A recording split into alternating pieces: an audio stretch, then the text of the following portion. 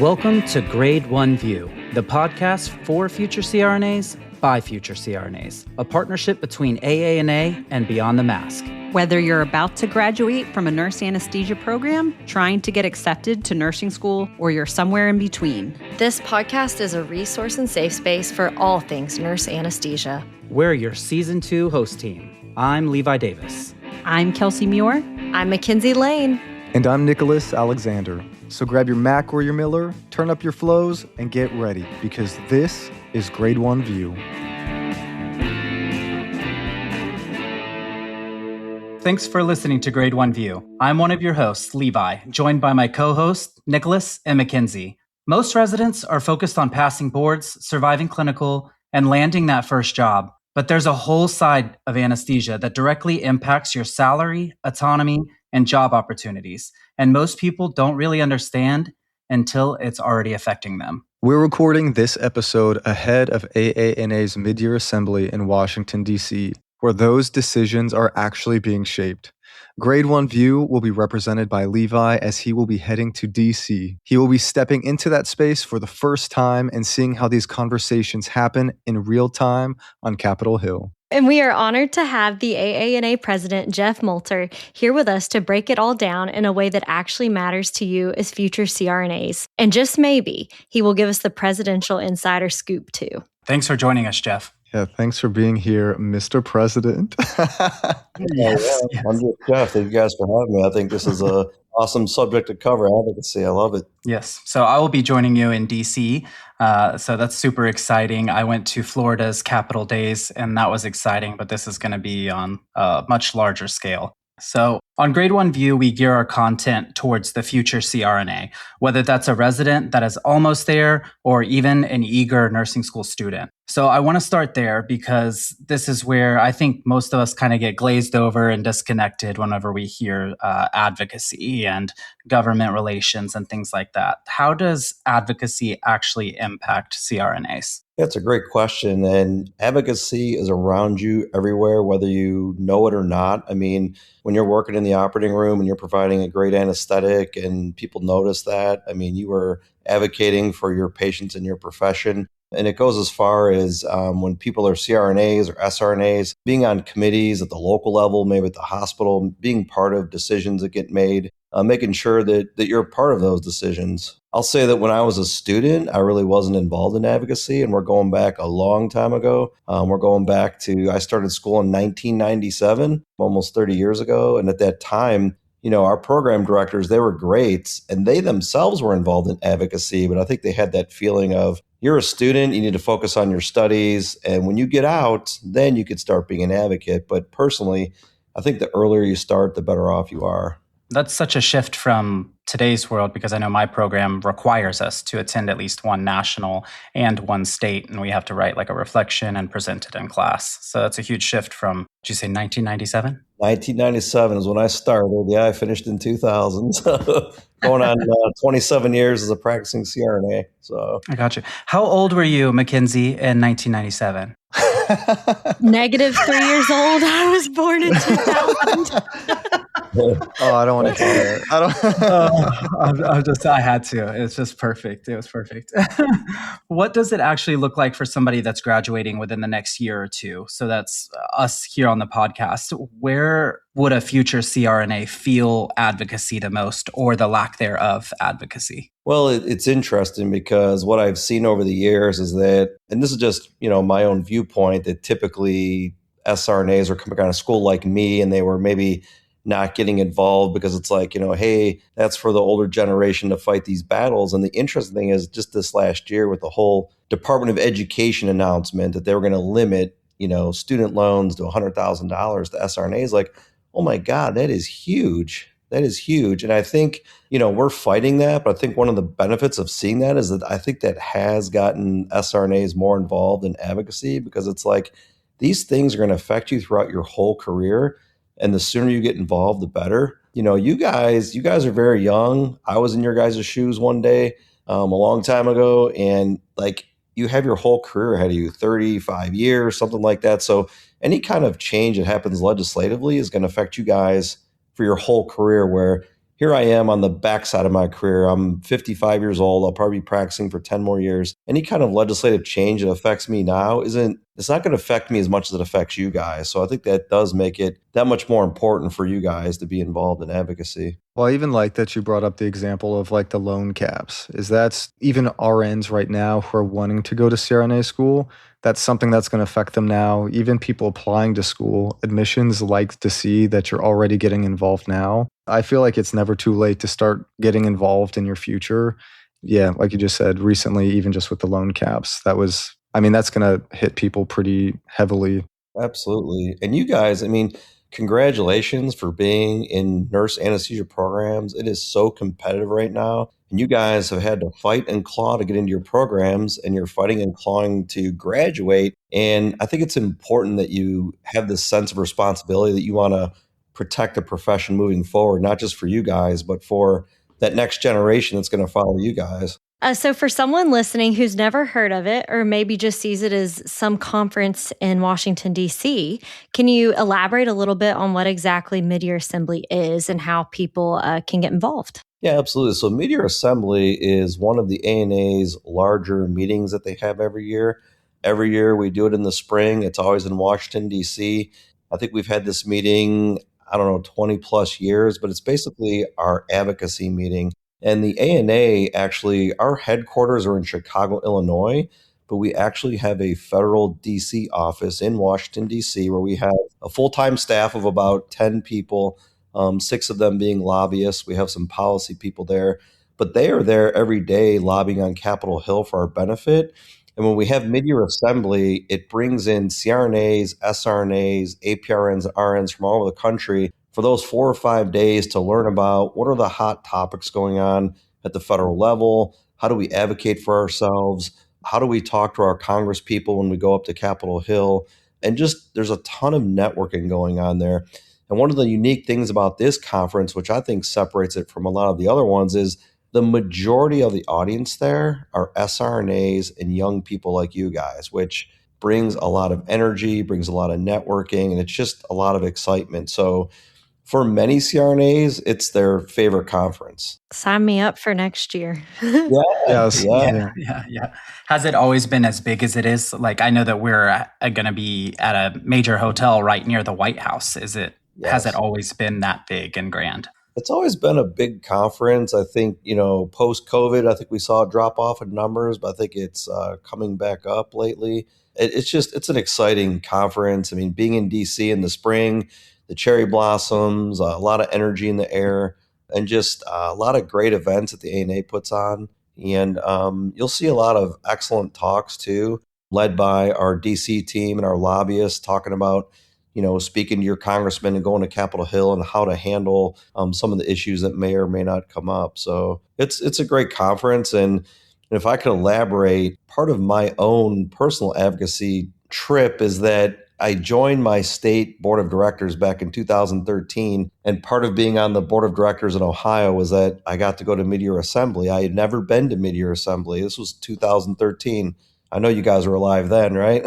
So 2013, I go to the conference, and it just so happens that my congressman, Dave Joyce, he's a freshman congressman. He took over for another congressman ahead of him that was sick.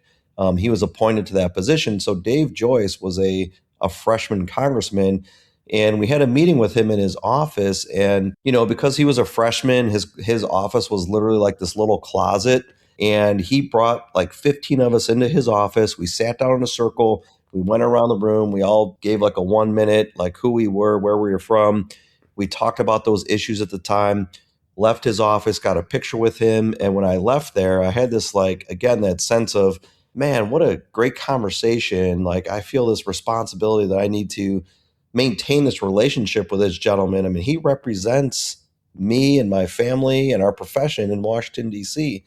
And since 2013, I've maintained a really good relationship with my congressman. I go to his fundraisers. Every year I'm in D.C., I make an appointment to go to his office. But the Mid-Year Assembly was one of the things for me personally that energized me on this path of being an advocate for the CRNA profession. That's huge. That's awesome. It is huge. I know that me and Mackenzie, we went to the CRNA days in Florida's capital, and we sat in Congresswomen and men's office all day talking to them, just like you're saying. So it sounds like it'll be a pretty similar event, just on a much larger scale. Very similar. President Moulter, what are some of the top legislative priorities that the AANA is focused on specifically for this year's conference? I'll mention three. I mean, number one, we talked about the Department of Education issue, which came up at the end of last year. They announced that they were going to limit us, well, not just us, but graduate students to $100,000 in loan money. And if you look at the details in that, they're limiting you to, I believe it was $20,500 per year.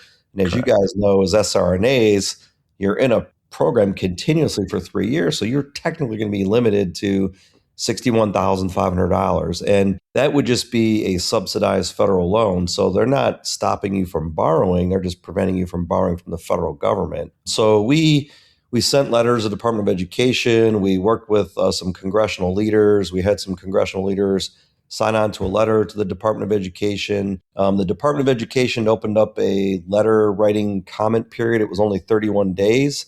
And hopefully you guys wrote letters. If you did, thank you. I think we had over 6,600 letters written to the Department of Education, which doesn't sound like a lot, but that's a lot of letters in a short time period. So yeah, I made my mom and my wife do it. I was like, come on. I sent it to my cohort. I was like, everyone go. I did too. Yeah. that's perfect. So that's an ongoing issue. Also in the Veterans Administration. So the Veterans Administration, they are the largest healthcare enterprise in the country, the Veterans Administration. I think it was about 10 years ago, they revised their nursing handbook for advanced practice providers, and they granted full practice authority to all advanced practice nurses except CRNAs. It was totally political. The American Society of Anesthesiologists was fighting it. We were left out of it. So we keep going back to the VA and talking about full practice authority in the VA. So that's one of our big topics. And think about the premise of that. CRNAs, they give a ton of anesthesia in the United States military. They're on forward surgical teams. They're working in these austere environments where there's no physician anesthesiologist for thousands of miles away, but they come back to the comfort of the United States and they work in the Veterans Administration, and the Veterans Administration puts restrictions on them.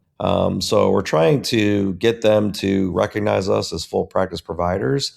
Interestingly, in the last year, there's been 4 or 5 large VA centers who have given full practice authority to CRNAs, but it's been on a kind of a facility by facility basis where we think the entire administration should just open it up throughout the country. So that's one of our priorities. And then the third priority is the ICAN Act. Basically, in the ICAN Act, it would remove the Medicare requirement for physician supervision when it comes to paying CRNAs for their services. We do have 25 states that have opted out of that federal requirement for Medicare for reimbursing CRNAs, but we still have 25 states where we need to be supervised by a physician in order to get payment from Medicare. So the ICAN Act actually has that within the ICAN Act. So those are our 3 priorities at mid-year this year. 2 of those 3 priorities, the one outsider being the student loan caps that directly affects us as providers and future professionals. But 2 of those 3 were patient-based. They're not even really CRNA specific. It's just more access to care for these patients. I love that you brought that up because, when it comes to being an advocate, I mean, yes, you advocate for your profession, but I think the angle of patient access to care is really where we hit home, because that really is our goal, is access to care. And as you guys know, we're a huge provider of anesthesia services in rural and underserved communities throughout the entire country. Yeah, and I'm sure Levi recalls at FANA, that was a heavy topic that we would discuss with legislators is, hey, CRNAs are available. Like, we want to fill this gap.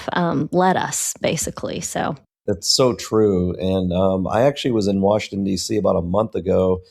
And with our lobbyists, we met with the Veterans Administration. And, one of the points I made to them was that, here we are offering to do more. We're offering to do more, work harder. We're not asking for more money. I mean, how often do you see that from any providers? We're actually asking to do more. Think about that. Give me more responsibility. Yeah, so true.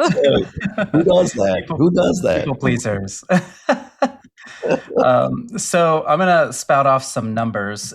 So for this year, as of yesterday, we're registered 1,271 people have registered for mid-year assembly. 387 of those are CRNAs. 563 of those are current residents. We have a non-member population of 115, and then there's our RN and APRN partners that are members. There's 206 of those. So of those 1,271 people, if you could describe a typical day on Capitol Hill during mid-year assembly, what does that look like for us? That's a great question. And that goes back to the point I was saying earlier, how the majority of this audience is SRNAs and young people, which makes it exciting. So what you'll see is that, so the legislators typically don't come into DC until, I believe, Monday afternoon. And they're there Monday, Tuesday, Wednesday, I believe. So what'll happen is typically your state association will make appointments with your congressional representatives. And typically Tuesday is the day that we go to Capitol Hill and we do those legislative visits. And again, if you work with your state association, the ANA doesn't set up those congressional meetings, but typically, like I'm from Ohio, and we'll have a federal political director from Ohio that will have appointments set up with as many of the congressional people as possible. And then they'll start putting us in teams of people to go visit those congressional people, typically groups anywhere from 6 of us up to 12 of us. And it's usually a mixture of SRNAs, CRNAs, and this will be the first time that we have, RNs or APRNs there as well. So you'll typically get an information packet that you give to the congressperson or their legislative aide.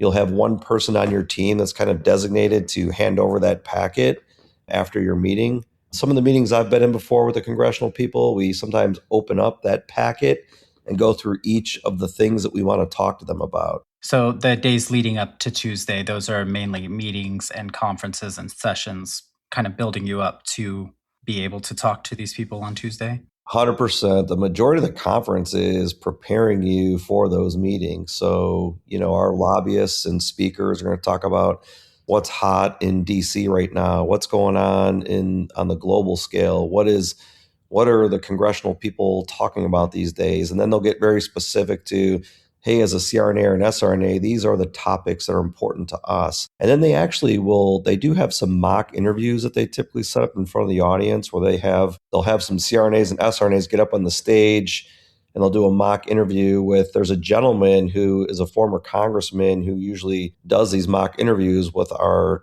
people. And he does a great job of playing off each other and seeing how these interviews can go. If there's any message that you could tell every CRNA, SRNA, anybody that's on Capitol Hill to consistently deliver to a legislator, what would that message be? That we're the backbone of anesthesia care in America. We're hands-on. We provide the anesthesia care. We take care of people throughout their entire lifespan from birth to death, huge providers in the United States military. Yeah, and I think it's important that we promote what we do. We don't have to be negative towards other providers. That's actually kind of frowned upon by legislators. So I think that's important for us to know that when you're speaking with our congressional representatives that we, kind of toe the higher line there and just talk about what we do and what we offer to patients and to their constituents as well. If you're actually going to see your own congressperson, I think it's nice to maybe do a little bit of homework and look at their district and where they cover. Maybe you can look at what facilities are in their district. Do they have a rural community hospitals? Do they have large centers like the Cleveland Clinic? I think sometimes that's helpful as well. That's awesome. Do you find that residents are speaking often in these meetings with the legislators as much as the CRNA in the room is? Absolutely. Absolutely. Oftentimes you guys know more than we do. And I'll be the first one to know that. I mean, you guys are very brilliant, very smart, and don't be afraid to speak. I mean, you're not going to cause any harm. I mean, just speak, and focus on the topics that we provide to you. And, obviously the whole emotional intelligence thing comes into play here, right? I mean, you're sitting in a room with the legislator or with their legislative aide, and a lot of times they're going to tell you up front, hey guys, I have a very busy day today. I've got 15 minutes with you. And when they tell you that, please be cognizant of that. So if there's 10 of you in that room and you have 15 minutes, you guys know you got to hit the high points kind of quickly, right? I also want to say to you guys too that a lot of times when you have a meeting with your congressperson, the congressperson sometimes can't make it, and you'll meet with their legislative aide. And their legislative aides, they're typically very young people in their 20s. Please respect them as much as the congresspeople, because they are just as important as the congressperson. I mean, they are handling the federal legislative healthcare stuff typically for the congressperson. So when you're talking to them, talk to them as if they're the congressperson. And you'll see our DC staff will talk about that a lot when we have the conference and in the meetings that we have. And then we talk a lot about resilience on the show. Can you talk about the resilience needed for advocacy, like the good, the bad, kind of the ugly of it all? That's a great question. I mean, I think when it comes to advocacy, you have to look at the long game. You're not going to build a relationship with a legislator, whether it's at the state or federal level, just from an email, from a quick meeting, from going to a fundraiser. Like, you have to look at the long game, and you have to stay invested, and you have to keep showing up with a consistent message and develop that relationship. And oftentimes you'll hear people say, like, you don't want to go to your state legislator or your federal legislator when you need something, right? You want to establish that relationship so that when you do need something, they know who you are. They know where you're from. They know what you do. They know you're a CRNA. But yeah, resilience is huge. And I also think that we talked earlier about getting involved when you're younger. This is what I would call an infinite game when it comes to advocacy, because we have a great profession, and there are a lot of people out there that want to do what we do. So your entire career, you're going to have to advocate for your profession because other people want to do your job, right?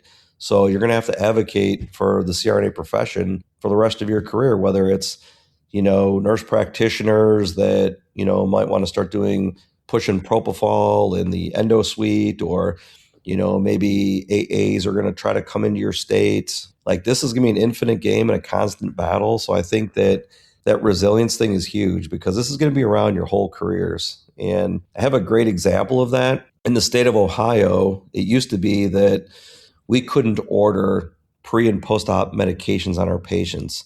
So one of you guys is coming into my facility to have a knee scope and you're nauseated. I could draw up Zofran and walk into the pre-op and put it in your IV, but I wasn't allowed to tell a registered nurse to give you Zofran because that was ordering or prescribing. So in Ohio, we had about a 4-year legislative battle where we finally pushed that over the goal line, right? We finally got Ohio to recognize us as prescribers so that we could order medications. And I was celebrating. I thought it was great we did that, but I turn around the next day and there's already AA legislation where they want to do more than what they normally do. So this is an infinite game, and it's always going to be there. Yeah, so that was a great question. So here on Grade 1 View, we like to do rapid fire questions. Oh. So I need our producer Aaron to get us a soundboard, like bow, bow, bow, bow. Time for rapid fire. So just quick answers, whatever comes off the top. I've got a few.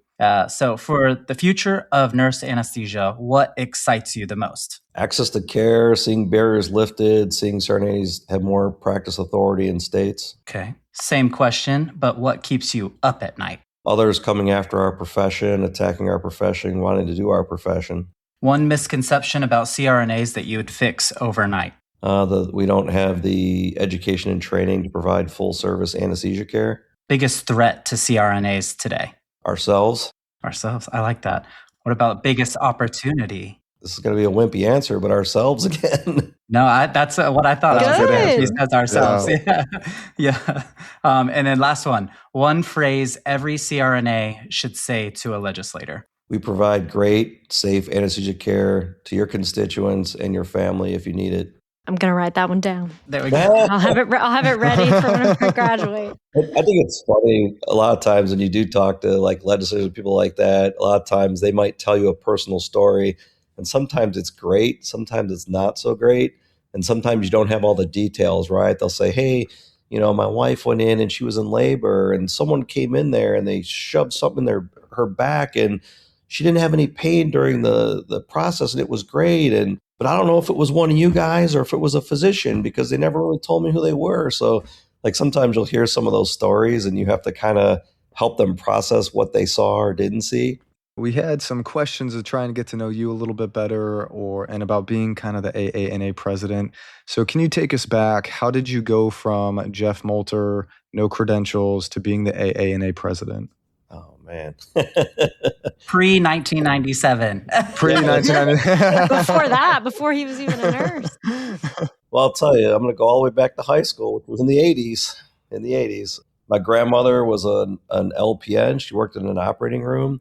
When I was in high school, she was like, Jeffrey, you need to look at this. This nurse anesthetist, they control the operating room and they make patients comfortable, and you should look into this profession. And this was in like 1987. There was no internet. So I had to go to the library. I had to look it up in an encyclopedia, these big books that were numbered and all that good stuff. And I looked up what the profession was, and I'm like, man, I got to go to nursing school. So right out of high school, I went into nursing school, which was an interesting experience. I played on the men's soccer team. And when they found out I was in nursing school, constant harassment, telling me to pick up my skirt and things like that when I'm playing men's soccer. But anyhow, I get through nursing school, I graduate, and you guys would never believe this is 1993. The Clintons were talking about revamping healthcare. So as a new graduate RN, it was actually difficult to get a nursing job. There were hiring freezes everywhere. And I had to work at a nursing home for a couple months. I worked in a psychiatric hospital for a while. Eventually, I got into the ICU. And the crazy thing is I worked the cardiac ICU in Cleveland at University Hospitals, which is where Lakeside Hospital is attached. And you guys may or may not know, Lakeside Hospital is actually in Cleveland where the ANA started in 1931. So what a crazy connection there. Full circle moment. Full Wow. circle, yeah. And I applied to anesthesia school, and I got to tell you guys, my GPA was, it was bad. Was it? It was really bad. My undergrad GPA. I'll take a guess. 2.8? Couldn't have been Oh, that. that's what I was going to say. 2.6. 2.6. Oh, Look, at those residents that are wanting to get into school, listen. This man is the AANA president. I got an A in men's soccer, let me tell you that. But honestly, I talked to the program director at Case Western Reserve, and he looked at my report and stuff, and he's like, you need to prove to us that you can do graduate work. So I did take 5 graduate classes. I got A's in all of them, and then I applied and I got in. So the 2.6 isn't the whole story, but it's part of my story. But I think that gave me some grit, and I feel like I'm a hard worker. But, that's a long backstory, but I never thought I'd be ANA president. But I graduated in 2000. I worked as a CRNA. I was always an ANA member. Like, I always felt this I need to belong to this association that literally, if it wasn't around, we would not be here. And if you don't believe me, drive a couple hours north to Canada. There are no CRNAs in Canada, right? The ANA has fought for this profession from the time it started. And if it wasn't for the ANA, we wouldn't be here. So I was always an ANA member, but I really didn't give money to the PAC. I didn't really go to my state meetings. I couldn't tell you who my legislators were because I had a lot of excuses. Hey, I got student debt. Hey, I'm working full time. Hey, I'm on call. I had a lot of excuses. And then another CRNA reached out to me and said, I want you to come to one of our state association meetings. I want you to see how the board of directors works here. So I came to their meeting and I saw what they were doing, and I thought that they could do things better, but I'm not the kind of person that's going to stand back and complain. I'm like, if I want things to be done better, I need to jump in, I need to get on the board of directors, and I need to pitch in. And that's when I kind of started getting involved in advocacy, 2013. Went to my first mid-year assembly after being a CRNA for 13 years, got more involved, started giving to the PAC, my national PAC, my state PAC, got to know my congressmen. Once I worked my way up through the state association, I had this feeling of, wow, I'd like to see what it's like to be on the national board of directors. So I kind of went down that path. And I was very fortunate to get on the ANA board of directors with 3 really awesome colleagues, Drew Riddle, Jan Setner, and the late Peter Struby. And Jan Setner and Drew Riddle became presidents. And what the heck? Why not me, right? So yeah, ran unopposed 2 years ago. No one ran against me. I don't know if that's good or bad. And now here I am. Now here I am. There you So. go. There you go. I was just at FANA's Sand and Surf symposium this past week, and I saw Jan Setner, and I told her she was an icon and that we needed to have her on the podcast.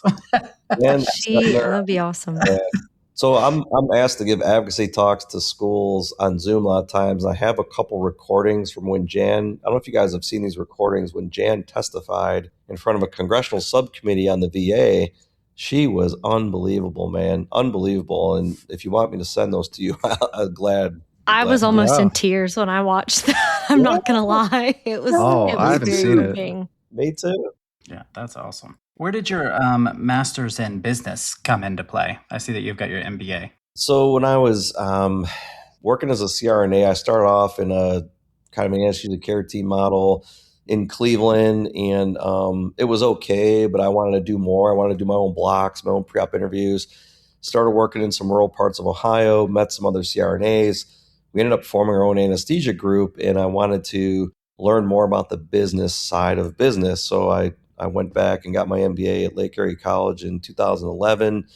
And that was a really neat experience. And it helped me actually, because I got my MBA, they made me like the business manager of our company for 10 years, which was really cool. And then in that time frame, me and one of my colleagues, Scott Urigal, we developed the Block Buddy app. I don't know if you guys are familiar with the Block Buddy app. We created that. And that was a whole other business opportunity. So just try to stay diversified.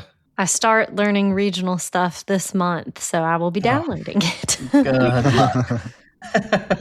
Regional anesthesia is my favorite, man. It's amazing. It's amazing to me that it's not offered to a lot of patients, and I think it's such a disservice. And if you think about that, I mean, the patient. Let's say the patient had an opioid addiction, and they got off their opioid addiction. They break their wrist. They come into your facility to get their wrist repaired. If you could offer them a regional anesthetic and a block, like, you don't have to give them any opioids. I mean, the block will numb them up. But if they happen to go into the wrong facility, they may not be offered a block because the provider there may not know how to do it. So Right. Could change the trajectory of that person's life. So 100%. Yeah. 100%. I love my ortho days when I'm in a day where I know that regional will be done. It makes a total difference for the patient. Total 100%. difference. 100%. So what's something future CRNAs stress about that doesn't actually matter as much as we think? GPA. GPA. Hey, I like that. Yeah. And that's something our listeners would love to hear.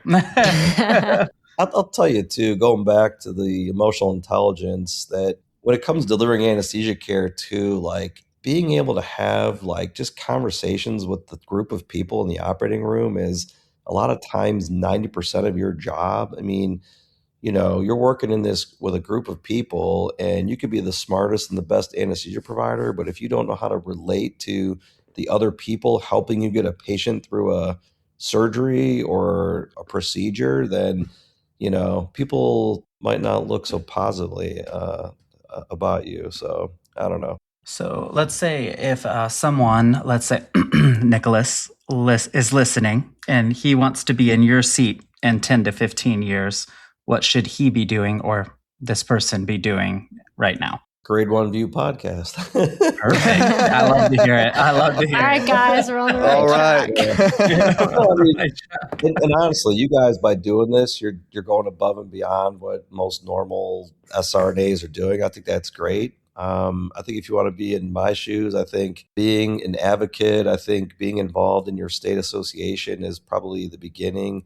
Joining the ANA, and a lot of people don't know this. I want to say it on your podcast because a lot of people don't know this. When you join the AANA, you automatically become a member of your state association.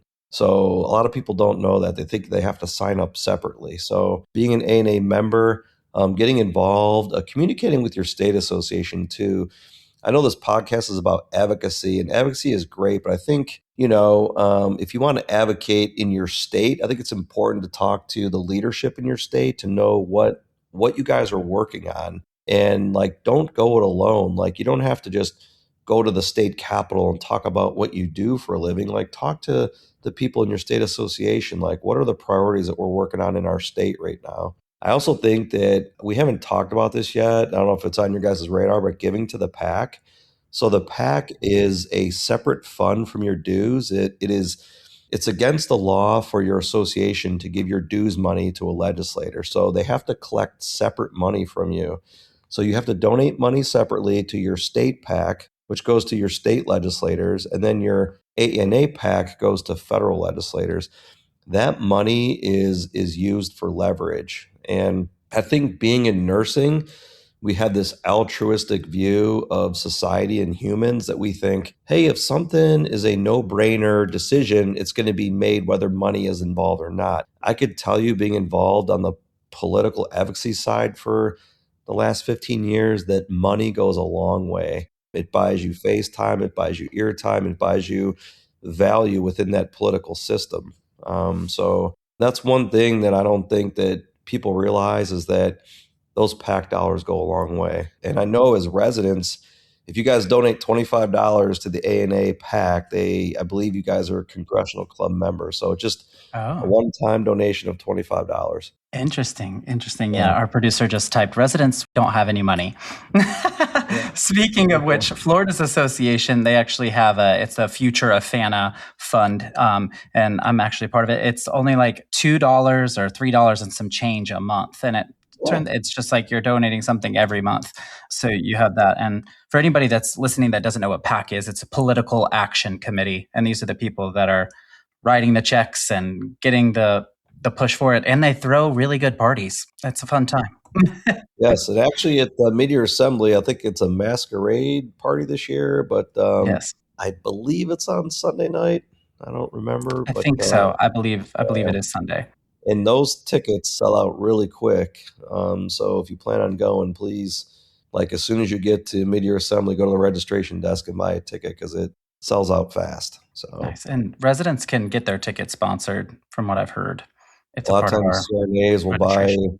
a handful of CRNA tickets or SRNA tickets and hand them out. So I yeah. gotcha. Well, unfortunately, this episode will air after Sunday, but for next year or for annual Congress in Boston, there'll be a PAC party. Yes, we're going to that. So, um, Um, go Annual ahead. conference in Boston, the Party with a Purpose is going to be at Fenway Park. Yes, that is I'm going a to be Red so Sox fan. Can't fun. wait. Yes, I was. That will be Yeah. fun. Yes, We all need to That's show up awesome. together, unified as grade one view. Yeah, Absolutely. I was planning on that anyway. right. I was going to force you guys to come with me regardless. That's right. So That's here we right. go again with our soundboard. Bow, bow, bow, bow. Time for More rapid fire president- questions. presidential rapid fire questions. So, specific moment, place, conversation when you realized I will be the AANA president one day. That's a stunner. I think actually, this is an interesting moment. I was the president of my state association, and after one of our large meetings, a bunch of us went into the bar area to have a drink, and our executive director is Peggy Blankenship. Peggy Blankenship runs 6 or 7 different state associations, and she came up to me and she said, "You are going to be the ANA president someday." And I kind of laughed. I kind of laughed at her. And we took this picture, and I still have that picture somewhere. And I bring that up to her all the time. I'm like, "Peggy, you said I'd be the ANA president. Like, I didn't believe you." But it's interesting how when someone in that position says that about you, it kind of instills maybe some confidence that maybe you didn't have in yourself. So I guess that would be my one aha moment, is Peggy Blankenship, executive director of Ohio, saying that to me back in 2016, so 10 years ago. Wow. What is your legacy you hope to leave? Want to be known for being a team player with the ANA board of directors, and the board of directors are amazing. I mean, they're actually leading the organization. I'm just the chairman of the board, and I help us come to conclusions on decisions, I'll say. And I love being the president, but sometimes the president gets a lot of the glory for the decisions that are made by the group, the board of directors. So I want to be known for being a team player, I guess. Hardest part of being the AANA president? I would just say the daily emails, phone calls, planning, and things like that, and being forced out of my comfort zone many times. Like, getting up on stage in front of 2,000 people and talking for 10 minutes. It's not exactly a comfort moment for me, but I learned from it and I do it. We'll clap for you at annual Congress. Yeah, scream and there we shout. go. Yeah, Nicholas has some hard-hitting questions for you. He So would like these to are going ask. to be, these are going to be the most difficult questions. Do you get free AANA merchandise? Sometimes yes, sometimes no. Like they send me a packet with some ANA stickers and things like that. Occasionally they'll give the board of directors like some little tidbits here and there. But you guys are going to laugh. I make a lot of my own ANA swag. Unfortunately, well, I kind of have. I have an Agatha Hodgins shirt on right now that I made love that. myself. Yeah, I make a lot of Oh, my own nice. swag. Yeah. Oh, nice. So does Nicholas make some stuff too. Look at you Yes. guys. Oh, yeah. What I can- entrepreneurs. I can send you some. Any perks to being AANA president? Yeah, I mean, people probably give me more respect than I deserve. I mean, I'm serious. Like I go to state meetings, and I mean, everyone is so kind to me, and I appreciate that. But I'm just Jeff. I'm a CRNA. Other perks, I mean, you do get a salary. It is in our bylaws that you get paid a salary. So, and that's based on there's a compensation report that comes out every year, and they take the average CRNA compensation. And as the ANA president, you get paid the average compensation of a CRNA. So, that's a perk. I think the networking is unbelievable. I've probably been to, in the last year, I've probably been to 15 different states and state meetings. I'm going to the International Federation of Nurse Anesthetists meeting in a couple weeks in Australia. So that's a perk. That's awesome. There was a couple opportunities to go to the White House this year. Unfortunately, I was unable to go, but we had other CRNA leaders go in my place. So a lot of great perks. Yeah. And last question, what is your favorite podcast? Grade 1, baby. Grade You one. heard it here, everybody. Jeff That's right, Melter's man. favorite podcast, Grade 1 View. Grade 1 view. Yeah.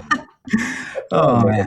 So, wrapping up this episode, I think the biggest takeaway from this is that advocacy isn't something that's a separate part of your career. It's directly tied to your future as a CRNA. The things we all care about, autonomy, pay, scope, job opportunities, those don't just happen. They're built by people who choose to get involved. So whether that's showing up, staying informed, or just taking one small actionable step this year, start somewhere. President Jeff Molter, thank you again for your time and for everything you're doing for our profession. We really do appreciate it. Thank you guys for having me, and I know our profession is in great hands with you guys. Thank you. Oh, thank you. Thank you so much. To everyone listening, thank you for being here with us. Make sure you're following us on Instagram at Grade 1 View Podcast. And subscribe wherever you listen to your podcast to Beyond the Mask to hear our episodes alongside Airway Exchange. This is Grade 1 View. We'll catch you on the next one.